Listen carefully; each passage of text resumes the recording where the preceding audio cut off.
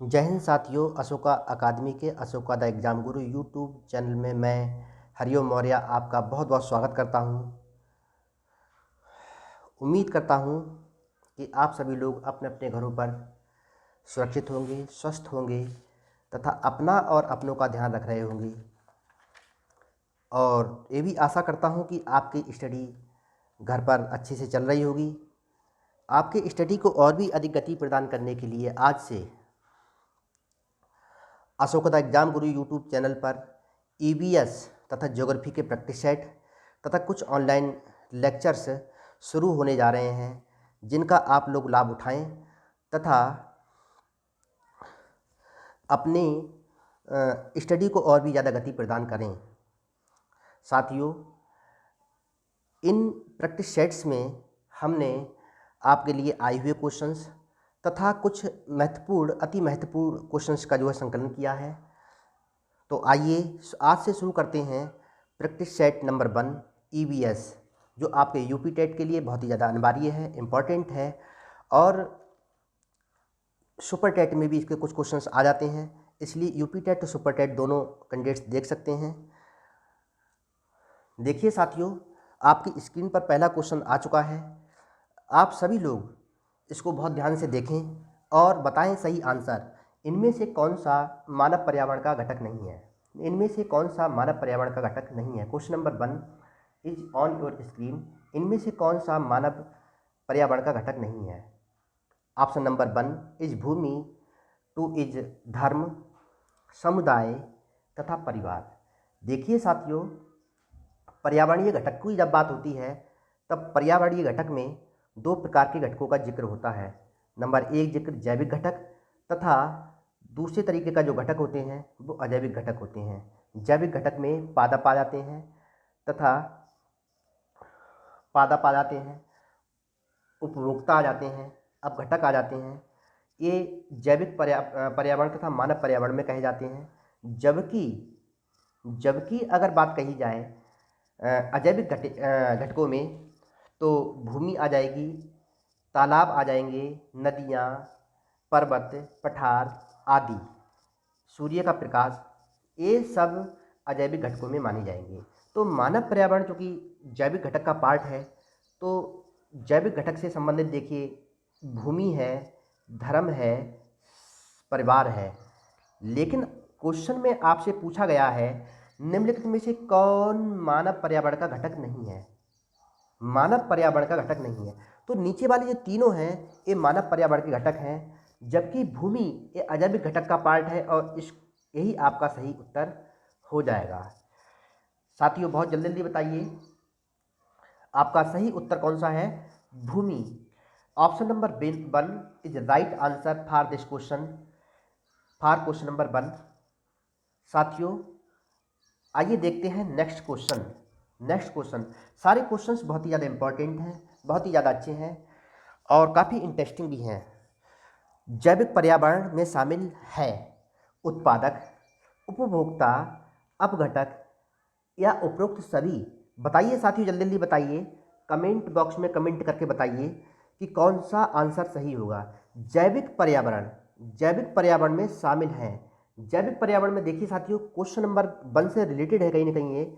जैविक पर्यावरण में शामिल है जैविक पर्यावरण और अजैविक पर्यावरण।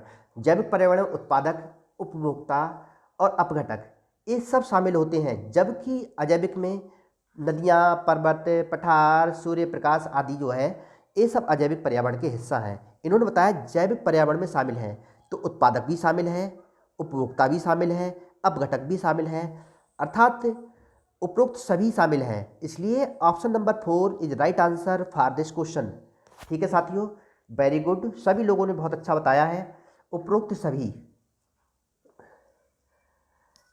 देखिए साथियों, नेक्स्ट क्वेश्चन आपकी स्क्रीन पर आ चुका है। नेक्स्ट क्वेश्चन नंबर 3, दक्षिणी गोलार्ध का सबसे बड़ा दिन कब होता है? दक्षिणी गोलार्ध का सबसे बड़ा दिन कब होता है? 21 मार्च, 21 जून, 23 सितंबर या 22 दिसंबर। बताइए साथियों जल्दी जल्दी कौन सा आंसर सही होगा। दक्षिणी गोलार्ध का सबसे बड़ा दिन कौन सा है?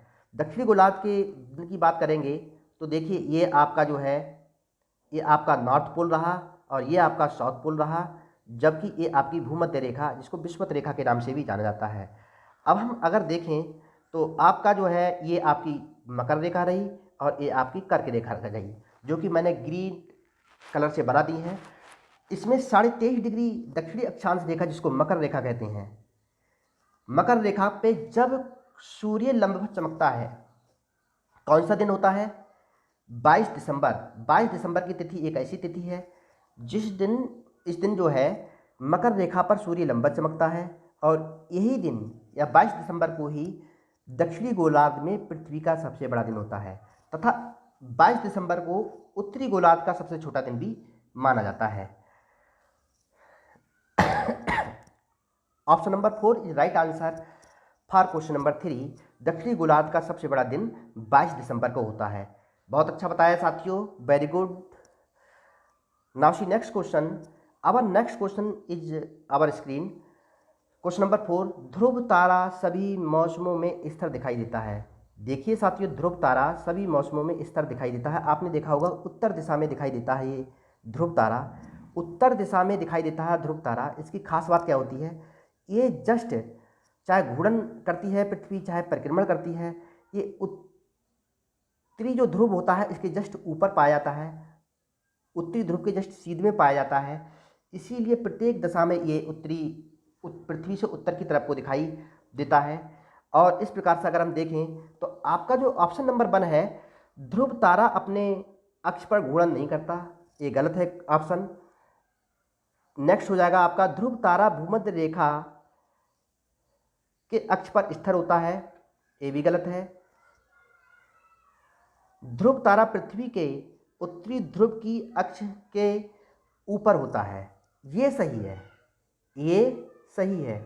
जबकि ऑप्शन नंबर 4 को भी अगर हम देखें, ध्रुव तारा दूसरे तारों से बहुत दूर है। तो ध्रुव तारा दूसरे तारों से दूर है अथवा पास है, इससे मतलब नहीं है। ये है कि ये प्रत्येक दिशा में ध्रुव तारा सभी मौसमों में स्थिर दिखाई देता है, उत्तरी दिशा में ही दिखाई देता है। कारण क्या है? ये उत्तरी ध्रुव के बिल्कुल सीध में उत्तर में स्थित है, इसलिए स्थिर दिखाई देता है। ठीक है साथियों, option number 3 is right answer for this question. Next question, now see next question. Question number 5, वायुदाब मापने वाले यंत्र को किस नाम से जाना जाता है? बहुत अच्छा क्वेश्चन है साथियों। Barometer, thermometer, seismograph, hygrometer. बहुत अच्छा, बहुत ही इजी क्वेश्चन है। जल्दी जल्दी आंसर बताइए, जल्दी जल्दी कमेंट बॉक्स में आंसर बताइए। वायुदाब मापने वाले यंत्र को किस नाम से जाना जाता है? Barometer, thermometer, seismograph, hygrometer. देखिए साथियों, सॉल्व करने का प्रयास करते हैं। Barometer, option number 1 is barometer. अगर बैरोमीटर की बात करें तो बैरोमीटर जो है वायुदाब मापने के लिए काम आता है, वायुदाब। जबकि थर्मामीटर, ये जो थर्मामीटर है शरीर के तापमान को नापने के काम आता है। शरीर का तापमान जो है फ़ारेनहाइट और डिग्री सेल्सियस में मापा जाता है। फ़ारेनहाइट फीवर को मापने के काम आता है थर्मामीटर, तापमान को मापने का काम आता है थर्मामीटर, शरीर के तापमान को। सीस्मोग्राफ जो है भूकंप की तीव्रता को मापने में आता है। भूकंप की तीव्रता जो है रिएक्टर स्केल में मापी जाती है। वही हाइग्रोमीटर की अगर बात करें, हाइग्रोमीटर वायु में नमी की मात्रा मतलब आर्द्रता को मापने के काम आता है। आर्द्रता को मापने का काम आता है आपका हाइग्रोमीटर। जबकि रही बैरोमीटर की बात, तो बैरोमीटर जो है वायुदाब मापने के काम आता है। बैरोमीटर जो है वायुदाब मापने के काम आता है। इस प्रकार से अगर देखें, वायुदाब मापने वाला यंत्र को क्या कहते हैं? बैरोमीटर कहते हैं साथियों। Option number 1 is right answer. Now next question, question number 6 है। बहुत ही इंटरेस्टिंग, बहुत ही इजी क्वेश्चन आपकी स्क्रीन पर है। वायुमंडल की सबसे निचली परत क्या कहलाती है? बहुत ही इजी क्वेश्चन है, बहुत जल्दी से बताइए। क्षोभ मंडल, समताप मंडल, आयन मंडल, ओजोन मंडल। बहुत जल्दी जल्दी बताइए साथियों, वायुमंडल की निचली परत को क्या कहते हैं, क्या कहलाती है? जल्दी जल्दी कमेंट बॉक्स में कमेंट करके बताइए। देखिए साथियों, अगर वायुमंडल की परत की बात करें तो वायुमंडल पृथ्वी की सबसे नज़दीकी परत जो है, एक तो सबसे पास वाली होती है क्षोभ मंडल जिसको ट्रोपोस्फियर कहते हैं। सेकंड नंबर पे होती है समताप मंडल जिसको हम स्ट्रेटोस्फियर कहते हैं। फिर आता है मध्यमंडल जिसको मेसोस्फियर कह सकते हैं। फिर देखिए आयन मंडल और फिर आयन मंडल और फिर आपका आ जाएगा वायुमंडल। 5th नंबर या सबसे भारी, पृथ्वी के वायुमंडल की सबसे भारी परत है जिसको एक्सोस्फीयर या वायुमंडल कहते हैं, जबकि सबसे नज़दीकी परत है क्षोभमंडल या ट्रोपोस्फीयर कहते हैं। और यही बात इसमें पूछी गई, वायुमंडल की सबसे निचली, वायुमंडल की सबसे निचली परत क्या है, वायुमंडल की सबसे निचली परत क्या है। तो साथियों इस प्रकार से हम देखें, वायुमंडल की सबसे निचली परत क्षोभमंडल अर्थात ट्रोपोस्फीयर है। क्लियर साथियों। क्वेश्चन नंबर 6 का आपका ऑप्शन 1 राइट आंसर है। ठीक, now see next question. Asia के सबसे बड़े मरुस्थल का क्या नाम है, एशिया के सबसे बड़े मरुस्थल का क्या नाम है। साथियों ये 4 ऑप्शन दिए हुए, थार मरुस्थल, गोबी मरुस्थल, तकला-मकान मरुस्थल, काराकोरम मरुस्थल। सबसे पहले इनकी लोकेशन के बारे में जानते हैं। साथियों सारे चारों मरुस्थल जो हैं आपके एशिया के मरुस्थल हैं, सारे मरुस्थल आपके एशिया के मरुस्थल हैं। सबसे पहले बात करते हैं थार मरुस्थल। थार मरुस्थल साथियों अगर हम बात करें, ये भारत की बात करें तो ये यहाँ पर भारत और पाकिस्तान के हिस्से में आता है थार मरुस्थल। ये भारत का सबसे बड़ा मरुस्थल ही आपका थार मरुस्थल है, लेकिन हमको ढूंढना क्या है, एशिया का सबसे बड़ा मरुस्थल। गोबी मरुस्थल की अगर लोकेशन की बात करें, गोबी मरुस्थल की लोकेशन की बात करें तो फ्रेंड्स जो गोबी मरुस्थल है, गोबी मरुस्थल आपका ये मंगोलिया में है, जो कि रसिया और चाइना के मध्य है। रसिया और चाइना के मध्य है एक देश है मंगोलिया, मंगोलिया में गोबी मरुस्थल है। और ये एशिया का सबसे बड़ा मरुस्थल यही है, एशिया का सबसे बड़ा मरुस्थल यही है। जो आंसर हम देख रहे हैं, एशिया का सबसे बड़ा मरुस्थल क्या है, गोबी मरुस्थल है। लेकिन अगले 2 ऑप्शन को और भी देखते हैं, इनकी क्या पोजीशन, तकला मकान की पोजीशन देख लेते हैं। तकला मकान जो जैसा कि आपने देखा है, ये जो तिब्बत तिब्बत वो सॉरी तिब्बत और जो पामीर की पठार है, पामीर की जो पठार है,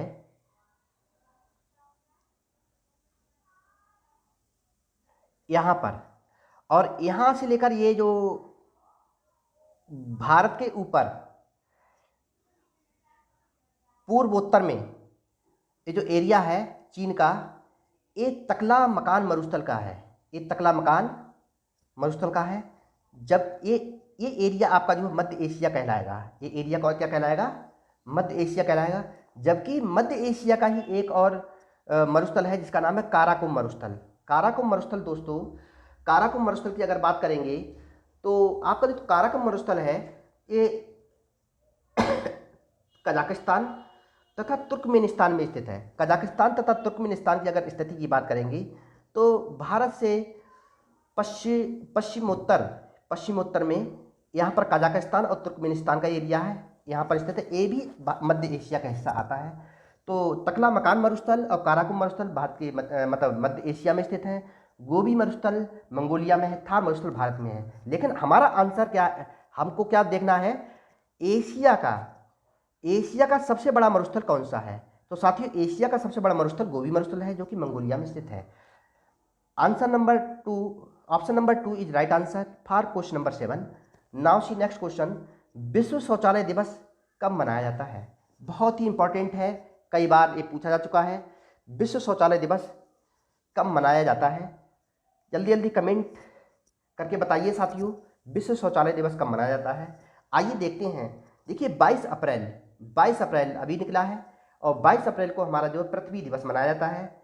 सभी लोग जानते हैं साथियों, 22 अप्रैल को पृथ्वी दिवस मनाया जाता है। जबकि 15 मार्च की बात कही जाए तो 15 मार्च को विश्व उपभोक्ता दिवस मनाया जाता है।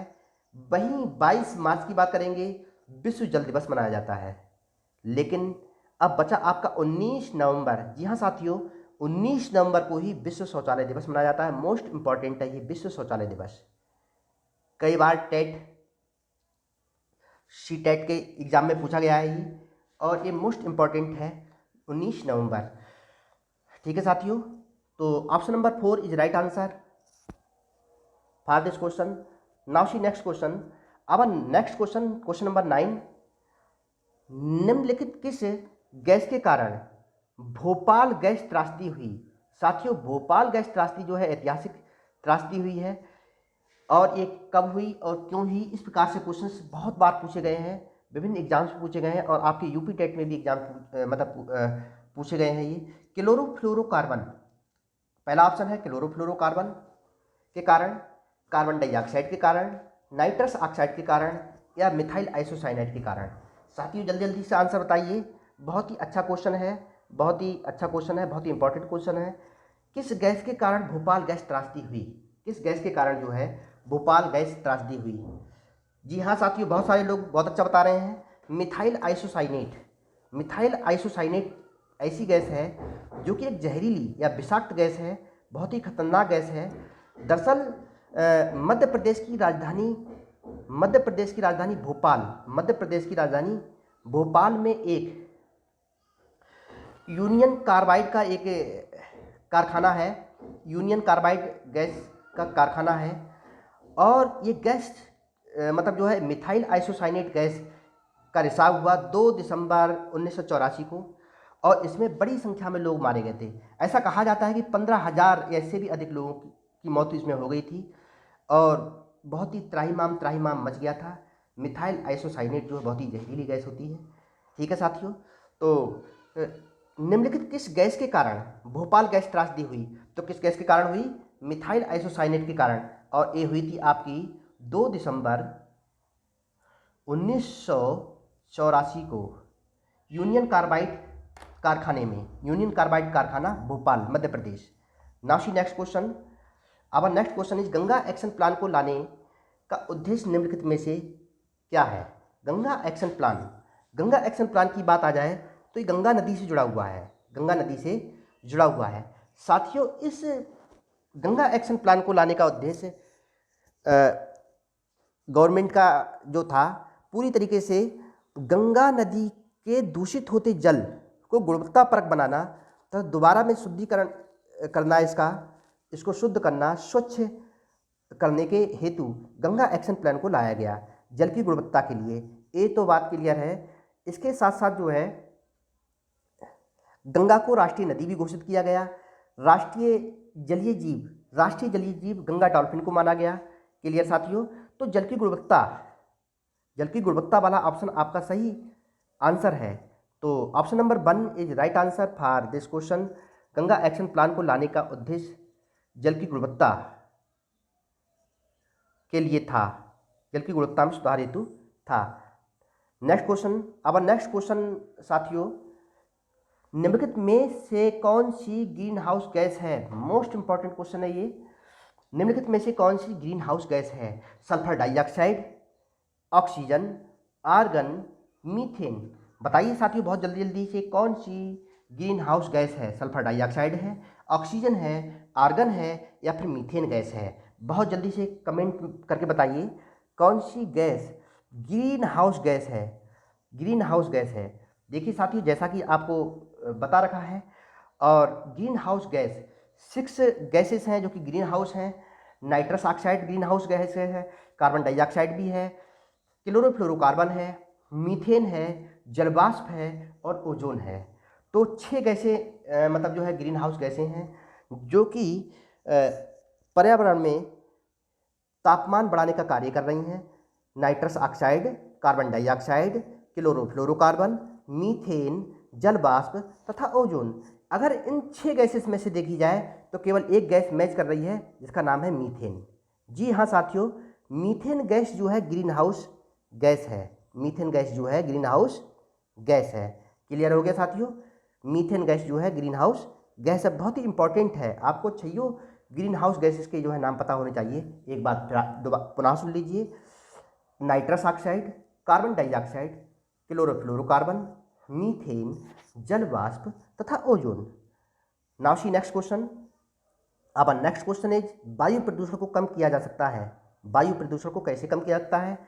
देखिए साथियों, जो वायु प्रदूषण को कैसे कम करेंगे? वृक्ष लगाकर करेंगे, वृक्षों द्वारा करेंगे, मछलियों द्वारा करेंगे, जंतुओं द्वारा करेंगे तथा सूर्य के प्रकाश द्वारा करेंगे। बताइए साथियों, वायु पोल्यूशन को या एयर पोल्यूशन को कैसे कम किया जाता है? साथियों, वृक्ष लगाना सबसे अच्छा उपाय है। वृक्ष लगाना जो है सबसे अच्छा उपाय है वायु प्रदूषण को कम करने के लिए। अभी कोविड-19 में जैसा कि आप देख रहे हैं, कोविड-19 के प्रकोप के कारण आजकल देश ही नहीं पूरी दुनिया में ऑक्सीजन की कमी है। ऑक्सीजन की कमी हो गई है, ऑक्सीजन सिलेंडर्स की मारामारी है। तो ऑक्सीजन सिलेंडर्स की मारामारी है, इट मीन्स ऑक्सीजन लेवल लोगों के शरीर में कम हो रहा है। और अगर वातावरण या पर्यावरण स्वच्छ होगा तो ये काफ़ी कुछ हद तक सही हो जाएगा। पहले के लोग बहुत सारे पेड़ लगाते थे, लेकिन पेड़ों की लगातार कटान के कारण जो है वायु में भी ऑक्सीजन की कमी आई है, तापमान बढ़ रहा है। ठीक है साथियों, तो वृक्ष लगाना वायु प्रदूषण को कम करने का सबसे अच्छा कारण है, सबसे अच्छा तरीका है। ठीक है साथियों, option 1 is right answer for this question. देखिए नेक्स्ट क्वेश्चन आपकी डिस्प्ले पर है। महासागरों में जल स्तर वृद्धि का क्या कारण है? महासागरों में जल स्तर वृद्धि का क्या कारण है? साथियों, जल स्तर वृद्धि कैसे हो सकती है? जैसा कि आप जानते हैं, हमारी पृथ्वी का चाहे नॉर्थ पोल हो चाहे साउथ पोल हो, ये नॉर्थ पोल और साउथ पोल दोनों पर बर्फ जबरदस्त तरीके से जमा हुआ है। आर्कटिक महासागर तथा अंटार्कटिक महाद्वीप दोनों पर ही बर्फ का बहुत ज़्यादा जमा बढ़ा है। और साथियों, ग्लोबल वार्मिंग की घटना लगातार होती रही और काफ़ी मात्रा में अगर वृद्धि हुई इसमें, तो तापमान बढ़ने से जो ग्लेशियर्स हैं पृथ्वी के, ये पिघलेंगे और इनके पिघलने से क्या होगा? समुद्रों का जलस्तर बढ़ेगा, और समुद्रों का जलस्तर बढ़ेगा तो बहुत सारे कंट्रीज़ जो कि टापुओं पर रहते हैं वो डूबेंगे। इस प्रकार से महासागरों में जल स्तर वृद्धि का क्या कारण है? ध्रुवीय प्रदेशों में बर्फ़ का पिघलना सबसे बहुत महत्वपूर्ण कारण है, ध्रुवीय प्रदेशों में बर्फ़ का पिघलना। इसीलिए साथियों, एयर पोल्यूशन को लेकर बहुत सारी चीज़ें चलती रहती हैं। चलिए अब नेक्स्ट क्वेश्चन बहुत अच्छा क्वेश्चन है। ओजोन परत की मोटाई मापी जाती है। ओजोन परत की मोटाई कैसे मापी जाती है ये आपको बताना है। किस इकाई में मापी जाती है? डेसीबल, डाबसन, पास्कल अथवा वेबर। बताइए साथियों, कौन सा आप मतलब जो है ऑप्शन सही होगा? तो आपका सही ऑप्शन कौन सा होगा? Decibel, dobson, pascal, weber. बहुत फटाफट बताइए। बहुत ही इजी क्वेश्चन है, बहुत अच्छा क्वेश्चन है, कई बार पूछा जा चुका है। देखिए साथियों, ओजोन परत की मोटाई को मापने के लिए डाबसन इकाई का इस्तेमाल किया जाता है। Option number 2 is right answer for this question. ठीक है साथियों, जबकि डेसीबल जो है ध्वनि का मात्रक है, ध्वनि मापने की इकाई है डेसीबल। क्लियर? तो ऑप्शन नंबर 2 सही है आपका। ओजोन परत की मोटाई मापने मतलब डेसीबल या डाबसन इकाई में मापी जाती है। नाउ सी नेक्स्ट क्वेश्चन, कौन सी गैस अधिकतम भूमंडलीय तापमान वृद्धि के लिए उत्तरदायी है? मोस्ट इंपॉर्टेंट क्वेश्चन है साथियों ये, अधिकतम भूमंडलीय तापमान वृद्धि के लिए उत्तरदायी है। बहुत बार क्वेश्चन पूछा जा चुका है, लेकिन बहुत इंपॉर्टेंट है, बहुत ज़्यादा जरूरी है। देखिए, अधिकतम भूमंडलीय तापमान वृद्धि कैसे हो रही है? क्लोरोफ्लोरोकार्बन से हो रही है, मीथेन से हो रही है, कार्बन डाइऑक्साइड से हो रही है, नाइट्रस ऑक्साइड से हो रही है। कौन सी गैस अधिकतम भूमंडलीय तापमान के लिए उत्तरदायी है? देखिए दोस्तों, क्लोरोफ्लोरोकार्बन भी तापमान वृद्धि करती है, मीथेन भी करती है, कार्बन डाइऑक्साइड भी करती है, नाइट्रस ऑक्साइड भी करती है। अर्थात ये चारों गैसेस जो हैं आपकी, ये कौन सी हैं? ग्रीन हाउस गैस हैं। ग्रीन हाउस गैसेस हैं ये। अभी 2 गैसेस और बची हुई हैं आपकी, एक तो मीथेन बची हुई है, एक तो जलवाष्प बची हुई है, और एक और बची हुई है। ठीक है, ओजोन बची हुई है साथियों इसमें, और ओजोन बची हुई है। 6 गैसेस हैं, chlorofluorocarbon, methane, carbon dioxide, nitrous oxide, जलवाष्प तथा ओजोन। 6 गैसेस हैं आपकी ग्रीन हाउस गैसेस। लेकिन इसमें जो पूछा गया है, अधिकतम वायुमंडलीय तापमान वृद्धि के लिए उत्तरदायी गैस कौन सी है? अधिकतम इन सब में सबसे ज़्यादा कौन सी है? देखिए, अधिकतम तापमान वृद्धि के लिए या ग्रीन हाउस सर्वाधिक उत्सर्जन करने वाली गैस कौन सी है? Carbon dioxide. काफ़ी इजी क्वेश्चन, लेकिन काफ़ी इंपॉर्टेंट क्वेश्चन है ये। Carbon dioxide CO2। जी हाँ साथियों, CO2।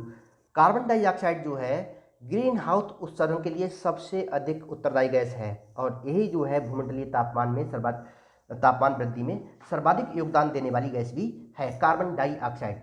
तो आपका ऑप्शन नंबर 3 सही है क्वेश्चन नंबर 15 के लिए। Now see next question, sulphur dioxide का प्रदूषण निम्नलिखित में से किसके अत्यधिक वृद्धि का सूचक है? सल्फर डाइऑक्साइड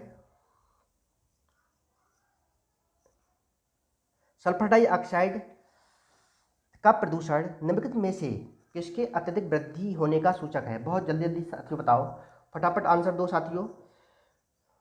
शैवाल, लाइकेंस, ब्रायोफाइट, प्रोटोजोआ। बताइए साथियों कौन सा आंसर सही होगा? सल्फर डाइऑक्साइड का प्रदूषण निम्नलिखित में से किसके अत्यधिक वृद्धि होने का सूचक है? सल्फर डाइऑक्साइड साथियों तब बढ़ता है जब लाइकेंस में वृद्धि हो जाती है, लाइकेंस में वृद्धि हो जाती है। ठीक है साथियों, option number 2 is right answer for this question. अब क्वेश्चन नंबर 17, निम्नलिखित में से कौन सा ऊर्जा का अक्षय संसाधन नहीं है? अक्षय संसाधन साथियों कौन कौन से होते हैं? जिस ऊर्जा को बार बार इस्तेमाल किया जा सके तथा कभी भी खत्म होने वाली ऊर्जा ना हो, ऊर्जा अक्षय ऊर्जा कहलाती है। जैसे सूर्य का प्रकाश आप कितना ही इस्तेमाल करिए कभी भी कम नहीं पड़ेगा। आप जल की कभी भी कमी नहीं पड़ेगी पृथ्वी पर। जल या पन बिजली को कितना ही बनाइए और उसको इस्तेमाल करिए, कोई फर्क नहीं पड़ता। नेक्स्ट हम बात करते हैं वायु ऊर्जा। हवा का बहना भी कभी कम नहीं होगा। तो वायु, जल और सूर्य जो है ऊर्जा के अक्षय संसाधन है, जबकि साथियों अक्षय संसाधन नहीं है, अक्षय संसाधन नहीं है। तो पेट्रोलियम एक ऐसा संसाधन है जो कि अक्षय संसाधन नहीं है। पृथ्वी पर सीमित संसाधन है, सीमित भंडार है पेट्रोलियम के साथियों। ठीक है, तो इस प्रकार से अगर हम देखें सही आंसर की बात करें तो सही आंसर आपका जो है पेट्रोलियम हो जाएगा। ये ऊर्जा का अक्षय संसाधन नहीं है। ठीक है साथियों, नाउ सी नेक्स्ट क्वेश्चन, गिर राष्ट्रीय पार्क कई बार पूछा गया है। गिर राष्ट्रीय पार्क किस राज्य में स्थित है? तो गिर राष्ट्रीय पार्क साथियों आपका गुजरात में स्थित है। गुजरात में गिर राष्ट्रीय पार्क स्थित है। नेक्स्ट, शांत घाटी जिसे राष्ट्रीय पार्क का दर्जा प्राप्त है। शांत घाटी साथियों बहुत बार पूछी गई है, मतलब यूपी टेट, सुपर टेट तथा विभिन्न एग्जाम्स में शांत घाटी इवन अर्थात साइलेंट वैली, साइलेंट वैली को कई बार पूछा गया कहाँ पर स्थित है, जिसको राष्ट्रीय पार्क का दर्जा भी प्राप्त है। साइलेंट वैली दोस्तों केरल में स्थित है। केरल, साइलेंट वैली यहीं पर है। ठीक है, now see next question, sorry, वन्य प्राणी सप्ताह प्रतिवर्ष मनाया जाता है। वन्य प्राणी सप्ताह कब मनाया जाता है? 3 अक्टूबर को। कब मनाया जाता है? वो सॉरी, ऑप्शन नंबर 3 अक्टूबर के प्रथम सप्ताह में मनाया जाता है। अक्टूबर के प्रथम सप्ताह में वन्य प्राणी सप्ताह प्रतिवर्ष मनाया जाता है। नेक्स्ट क्वेश्चन, केरल के निकटवर्ती राज्य हैं। केरल के निकटवर्ती राज्य हैं, बताओ साथियों फटाफट केरल के निकटवर्ती राज्य कौन से हैं? तमिलनाडु और आंध्र प्रदेश, कर्नाटक और तमिलनाडु, कर्नाटक और महाराष्ट्र, आंध्र प्रदेश और कर्नाटक। देखिए दोस्तों ये आपका रहा कर्नाटक, ये आपका रहा, ये रहा तमिलनाडु और ये रहा आपका कर्नाटक। तो एक केरल, तो एक कर्नाटक और ये तमिलनाडु, ये दो इसके पड़ोसी राज्य हैं। तो आपका ऑप्शन हो जाएगा कर्नाटक और तमिलनाडु। इस प्रकार से आप देखेंगे ऑप्शन नंबर 2 कर्नाटक तथा तमिलनाडु इज राइट आंसर। दोनों राइट, वो कर्नाटक और तमिलनाडु वाला सही है। Option number 2 is right answer for this question. Kerala के निकटवर्ती राज्य कौन कौन से हैं? कर्नाटक तथा तमिलनाडु। नेक्स्ट क्वेश्चन, जल चक्र को नियंत्रित करता है। जी हाँ साथियों बहुत अच्छा क्वेश्चन है। जल चक्र को नियंत्रित करता है घास स्थल, वन, प्लवक, उपरिरोही। देखिए दोस्तों घास स्थल जल चक्र को नियंत्रित करते हैं, प्लवक, वन। देखिए वन ऐसे हैं जो जल चक्र को सर्वाधिक नियंत्रित करते हैं। जल चक्र को सर्वाधिक नियंत्रित कौन करता है? वन करते हैं। देखिए साथियों जहाँ तक हम बात करें पृथ्वी की बात करें तो पृथ्वी का जो भूमध्य रेखीय क्षेत्र है, पृथ्वी का जो भूमध्य रेखीय क्षेत्र है, यहीं पर विश्व के सबसे बड़े जंगल स्थित हैं। चाहे आप अफ्रीका में ले लीजिए, चाहे आप जो है साउथ अमेरिका में अमेजन के जंगल ले लीजिए, विश्व के सर्वाधिक बड़े जंगल हैं अमेजन के जंगल, जो पृथ्वी की 20 से 30% ऑक्सीजन को अकेले ही उत्सर्जित करते हैं। तो जो वन जो हैं जल चक्र को सबसे अधिक नियंत्रित करते हैं। ठीक है साथियों, और इन्हीं क्षेत्रों में सर्वाधिक वर्षा होती है, चाहे भूमध्य रेखीय क्षेत्र, चाहे आपका साउथ अमेरिका का हो या फिर अफ्रीका का हो। ठीक है साथियों, तो इस प्रकार से आपका जो है option number 2 is right answer for this question. जल चक्र को सर्वाधिक नियंत्रित करते हैं one. Now see next question, तंबाकू की आदत किससे से होती है? तंबाकू की आदत किससे होती है? यहाँ साथियों बहुत अच्छा क्वेश्चन आपके स्क्रीन पर है। कोकीन से होती है, कैफीन से होती है, निकोटीन से होती है, हिस्टामिन से होती है। बहुत जल्दी जल्दी आंसर्स बताइए, प्रयास कीजिए बताने का। तंबाकू की आदत किससे होती है? तंबाकू की आदत किससे होती है? तंबाकू की आदत दोस्तों कोकीन से होती है, कैफीन से होती है, निकोटीन से होती है या फिर हिस्टामिन से होती है। देखिए साथियों, तंबाकू की आदत आपकी जो है निकोटीन से होती है। निकोटीन, जी हाँ, तंबाकू में निकोटीन नामक जो है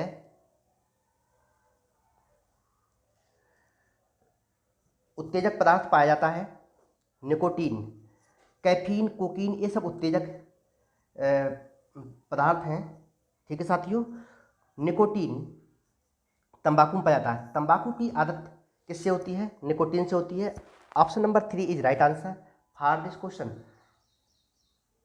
आवर नेक्स्ट क्वेश्चन इज, दूध से दही बनाने की प्रक्रिया को क्या कहते हैं? Question number 24 is on your display.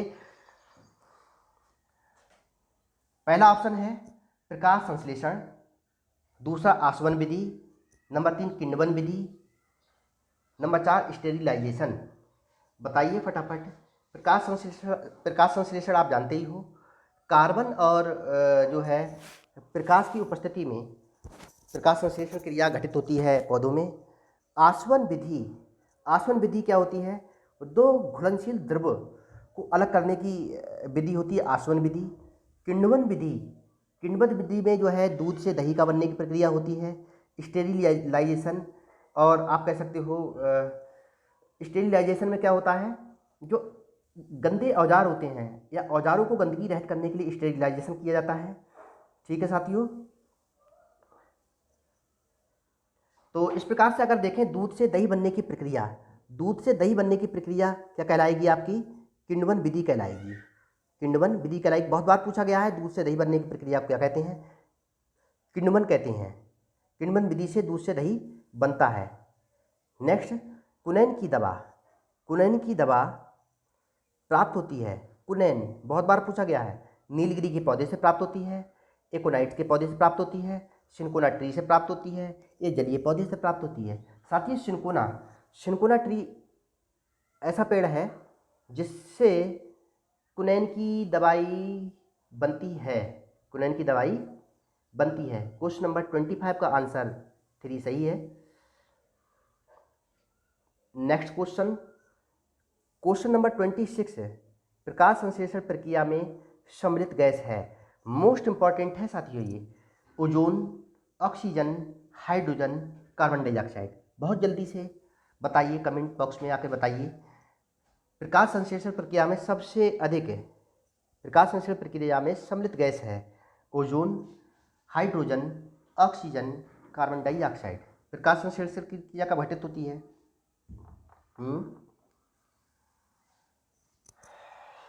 Ozone gas में प्रकाश संश्लेषण क्रिया घटित नहीं होती है। हाइड्रोजन का भी रोल नहीं होता है। अब बची ऑक्सीजन और कार्बन डाइऑक्साइड। देखिए फ्रेंड्स, बहुत ध्यान से अगर आप देख रहे होंगे इसे, तो जो कार्बन डाइऑक्साइड है, ऑक्सीजन है। आपने कभी देखा होगा सूर्य के प्रकाश, जल और कार्बन डाइऑक्साइड की उपस्थिति में प्रकाश संश्लेषण क्रिया होती है। कार्बन डाइऑक्साइड की उपस्थिति में प्रकाश संश्लेषण क्रिया होती है। प्रकाश संश्लेषण क्रिया में पौधे कार्बन डाइऑक्साइड गैस को एक्सेप्ट करते हैं और जबकि ऑक्सीजन को रिलीज करते हैं। तो अगर कार्बन डाइऑक्साइड गैस ना हो तो ऑक्सीजन गैस भी रिलीज नहीं हो पाएगी, क्योंकि श्वसन क्रिया का ये पार्ट है दोनों। तो आप देखिए प्रकाश संश्लेषण क्रिया कैसे घटित हो रही है, कार्बन डाइऑक्साइड गैस के कारण, कार्बन डाइऑक्साइड की गैस की उपस्थिति के कारण। ठीक है, तो option number 4 is right answer for this question. बहुत अच्छा क्वेश्चन है वैसे ये। नेक्स्ट क्वेश्चन, कौन सी बीमारी दूषित जल पीने से फैलती है? कौन सी बीमारी दूषित जल पीने से फैलती है? AIDS, typhoid, anaemia, tetanus. कौन सी बीमारी दूषित जल से फैलती है? साथियों, दूषित जल से फैलने की जो बीमारियां हैं, टाइफाइड, जिसको आंत्र ज्वर के नाम भी से भी जाना जाता है, आंत्र ज्वर के नाम से भी जानते हैं। और इसके अलावा आपकी जो है पेचिस है, हैजा है, ठीक है, दस्त है, और भी बहुत सारे रोग ऐसे हैं जो कि मतलब दूषित जल पीने से होते हैं। लेकिन एड्स है, एनीमिया, एनीमिया स्त्रियों में खून की कमी वाला रोग है, टिटनेस। ठीक है साथियों, तो ऑप्शन नंबर 2 आपका सही आंसर है क्वेश्चन 27 के लिए। बीमारी, कौन सी बीमारी दूषित जल पीने से फैलती है? टाइफाइड। ठीक है, नेक्स्ट क्वेश्चन, समुद्री शैवाल किसका महत्वपूर्ण स्रोत है? समुद्री शैवाल किसका महत्वपूर्ण स्रोत है? क्लोरीन का है, ब्रोमीन का है, आयोडीन का है, लोहा का है। क्लोरीन, ब्रोमीन, आयोडीन, लोहा। ठीक है दोस्तों, शैवाल, समुद्री शैवाल किसका महत्वपूर्ण स्रोत है? समुद्री शैवाल किसका महत्वपूर्ण स्रोत है? Iodine, iodine. ठीक है साथियों, समुद्री शैवाल किसका महत्वपूर्ण स्रोत है? आयोडीन के कारण समुद्री शैवाल होता है। ठीक है, option number 3 is right answer for this question. Now see next question, दूध में पाए जाने वाला मुख्य प्रोटीन कौन सा है? दूध में कौन सा प्रोटीन पाया जाता है? केसीन पाया जाता है दूध में, केसीन, केसीन प्रोटीन दूध में पाया जाता है। Option number 4 is right answer for this question. दूध से दही बनाना है, दूध से दही बनाना है, कौन सा परिवर्तन कहलाता है? भौतिक परिवर्तन, ये परिवर्तन लिखा हुआ है परिवर्तन की जगह पे, परिवर्तन।